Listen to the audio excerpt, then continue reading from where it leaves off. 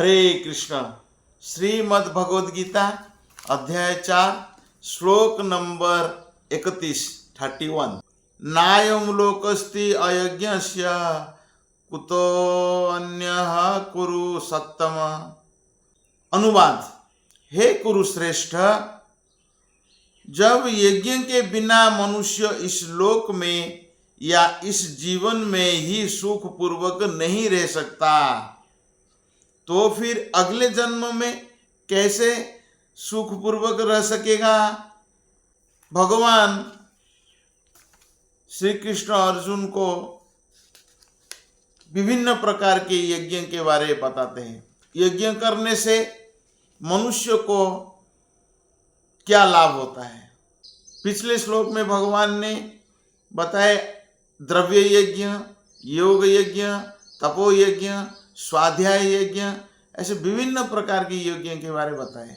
और जब कोई व्यक्ति यज्ञ करता है वो तो पाप कर्मों से मुक्त हो जाता है।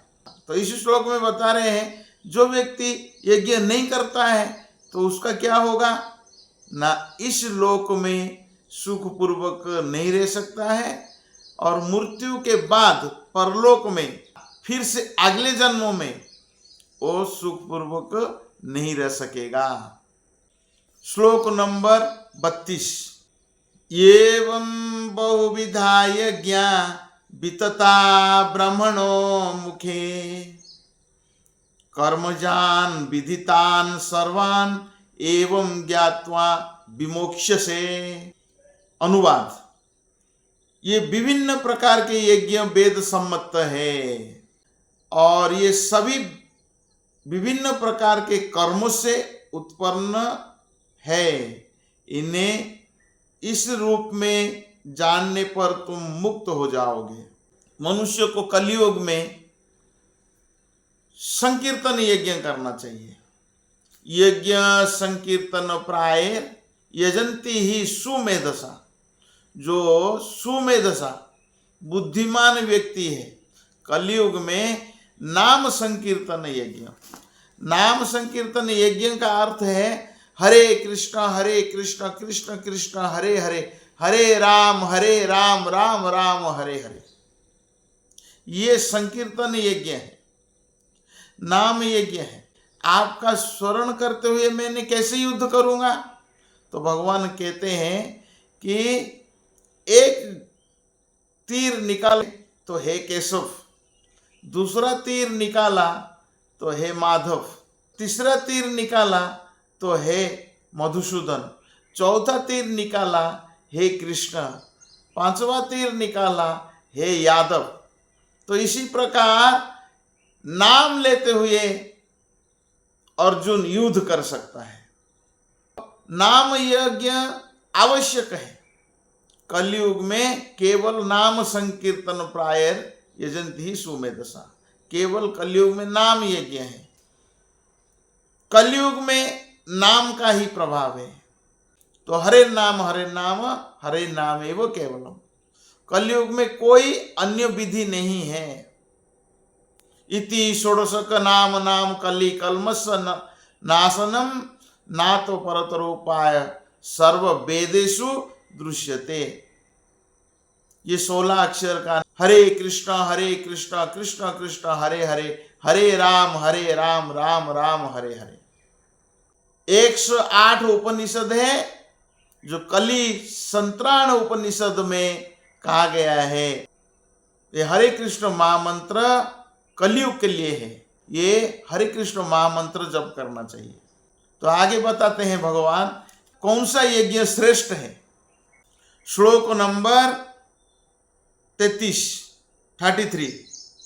श्रेयं द्रव्यमय यज्ञ ज्ञान यज्ञ परंतप सर्वं कर्म अखिलम पार्थ ज्ञाने परिसमाप्यते। अनुवाद। हे परंतप, द्रव्य यज्ञ से ज्ञान यज्ञ श्रेष्ठ है। हे पार्थ, अंततगत्वा सारे कर्म यज्ञों का अवसान दिव्य ज्ञान में होता है। तो प्रभुपाद तात्पर्य में लिखते हैं समस्त यज्ञ का यही एक प्रयोजन है कि जीव को पूर्ण ज्ञान प्राप्त हो, जिससे वो भौतिक कष्टों से छुटकारा पाकर अंत में परमेश्वर की दिव्य सेवा कर सके। अर्जुन का कर्तव्य है युद्ध यज्ञ करना चाहिए। कलयुग में खाते पीते सोते कभी भी भगवान का नाम ले सकते हैं। द्रौपदी को जब संकट आया तो द्रौपदी ने भगवान का नाम से पुकारा, हे गोविंद रक्षा करो। तो नाम कभी भी ले सकते हैं, भगवान का नाम किसी भी अवस्था में ले सकते हैं। तो कलयुग में नाम संकीर्तन, तो भक्त लोग एकत्र आते हैं, भगवान का नाम जोर जोर से उच्चारण करते हैं, हरे कृष्ण कृष्ण कृष्ण हरे हरे, हरे राम राम राम हरे हरे। ये चैतन्य महाप्रभु ने सिखाया है। इस श्लोक में कहा गया है अर्जुन को भगवान ने कि हे परंतप, द्रव्य यज्ञ से ज्ञान यज्ञ श्रेष्ठ है। तो ज्ञान क्या होना चाहिए? मैं क्षत्रिय हूं, मेरा धर्म है युद्ध करना। तो अर्जुन युद्ध कर सकता है भगवान का नाम लेकर। तो नाम यज्ञ आवश्यकता है। कभी कभी कर्ता की श्रद्धा के अनुसार यज्ञ विभिन्न रूप धारण कर लेते हैं।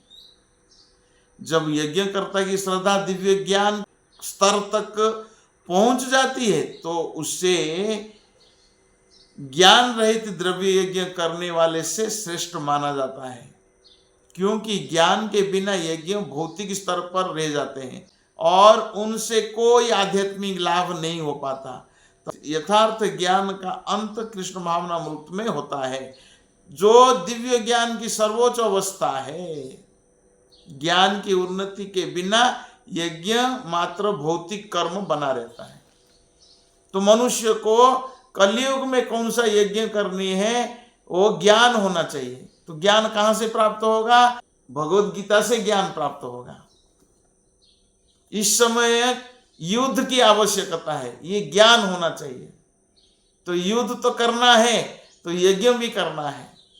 यज्ञ सभी युग में है, तो कलयुग में नाम संकीर्तन यज्ञ होना चाहिए। कलिकाले नाम रूपे कृष्ण अवतार, भगवान स्वयं कृष्ण नाम के रूप में प्रकट है। भगवान का नाम लेते हुए युद्ध करना चाहिए। तो अर्जुन क्षत्रिय है, भगवान का नाम स्मरण करते हुए युद्ध किया। तो ये ज्ञान कहां से प्राप्त होगा? कौन है जो क्वालिफाइड व्यक्ति है वो ज्ञान हमें देगा?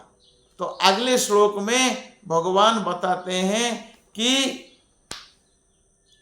तुमको गुरु के पास जाना चाहिए। तो कलयुग में क्वालिफाइड गुरु कौन है और कौन है इस दिव्य ज्ञान को प्रदान कर सकता है? गुरु के पास शिष्यों को कैसा जाना चाहिए और गुरु से क्या याचना करना चाहिए, अगले श्लोक में बताया है।